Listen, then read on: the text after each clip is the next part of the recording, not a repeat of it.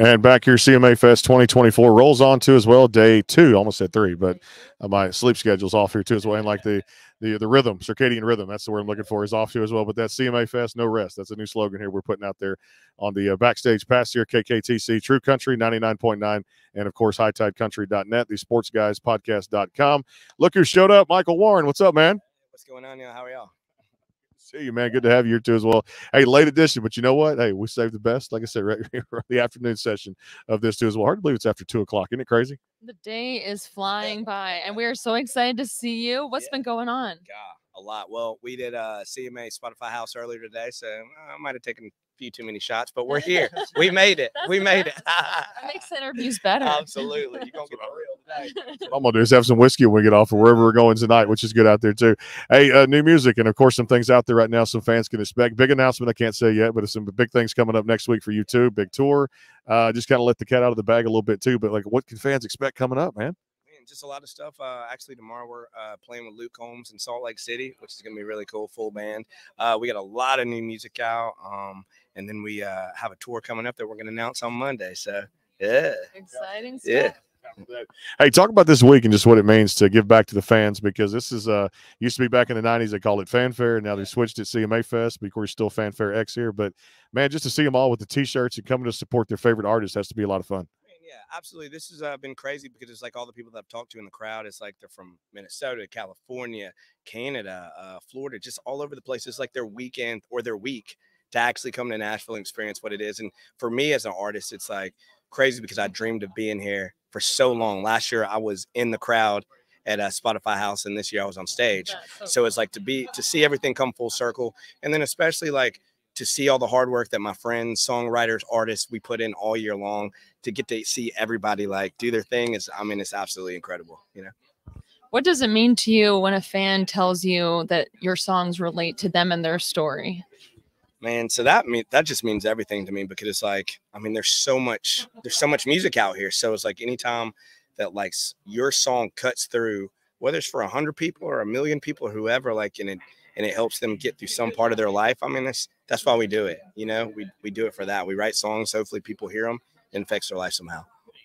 90s country making a little bit of a comeback, or at least I think it is too. When you look at Zach Top and some other guys, Randall King doing their stuff out there, but it's 3 chords and the truth. And then there's so many people that I'm just forgetting right now too, but they're bringing back that sound and they're doing it just authentically, which I love out there too. Give me some opinions on that kind of wave of country coming back. Man, I love that kind of stuff because I grew up like looking at CMT, and I would wait till the end of the music videos to see who the writers were at the bottom of it. It would say like Mercury Records, and it would say like Neil Thrasher or Jeffrey Steele, and like couldn't really look them up at the time when CMT was doing that kind of stuff. But I was just always like, oh, Tim McGraw didn't write that; somebody else wrote it. So I'm glad that like the '90s country sound's coming back, and it's just because that was like, for me, that's like what made me a fan of country music, that genre and that time of country music. So I love it. So I love Zach Top, love Randall King, love all those guys. And I love that they're bringing that aspect back to country along with the new stuff. So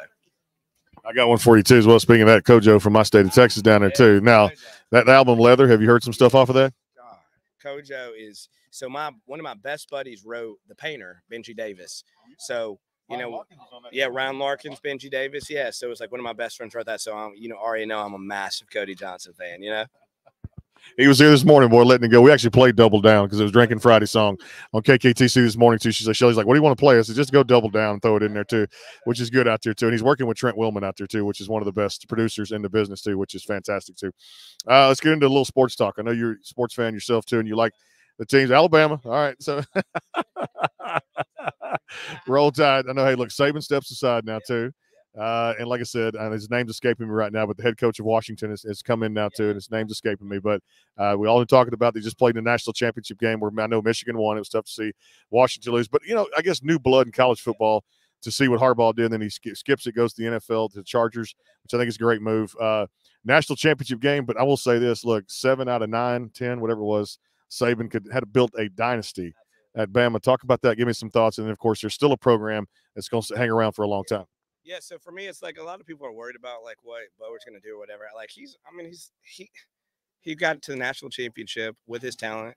He had great quarterbacks, great linemen, all that stuff. He's going to just transfer all that back down to the University of Alabama. And Saban's built such a legacy for us. He's just going to come in. It's going to be a little bit different. Alabama fans might not like the way he does things, but like, we're going to win. Like, even if it's like year 2, year 3, we're coming back. Like, we have great athletes. We still have a great campus. And I have complete faith in the new coach. Now, are you a baseball fan? And if so, who's your team? Yeah. So, I mean, I hadn't really been like a major baseball fan since like the '98 Braves. Like that was my team. You know, when you had like, it was like the who's who of baseball played for the Braves. So that's kind of like, I'm still like an old school Braves fan, you know. I used to call all the time. Remember the fans that went to a game at Turner Stadium back in the day? Chipper, man. That's it. Those were the glory days, baby. Glory days. So, of course, that pitching, you never could touch Greg Maddux, Tom Glavine, and, of course, all those great arms, Denny Nagel. Absolutely. That was crazy. Like, when you really look back and, like, see, like, the amount of, like, absolute A-plus star players during that time, like, I don't think it'll ever be like that again, in my opinion. Yeah. It may not, too, as well. Hey, I wanted to ask your opinion on this with AI kind of making an impact and taking the news by storm, either good or bad, whatever people want to say. It's their opinions. You're entitled to it. But for a man that needed it the most and a man who wanted to do it and approved it to sign off on it, being Randy Travis, to bring back this, too, as well for his record. One, a great job they did in the studio. Crazy. Great. Two, great to see him back in the studio and doing the best he can to actually just kind of be there and produce the record and produce these tracks. Thoughts on it, pros and cons? And for me, I mean, this is a controversial subject. Me personally, I don't mind it. I mean, there's times where I'm in a write where it's like we're stuck on literally like a line, and it's like, let's type this into Chat GPT and see if they can come up with something. Like, I think it's like the same as like Rhyme Zone or any of that stuff. I think that is great. I mean, we wouldn't have had that song if we didn't have Chat GPT or AI. So, you know, I think that there's going to be some things where it like might hurt some industries, but I think that it's going to be a plus for us. I think if it's a good song, it's going to be a good song, you know? So, yeah. And what does a day in the life look like for you? Oh, my gosh. Day in the life for me, it depends on if I went to Red Door the night before.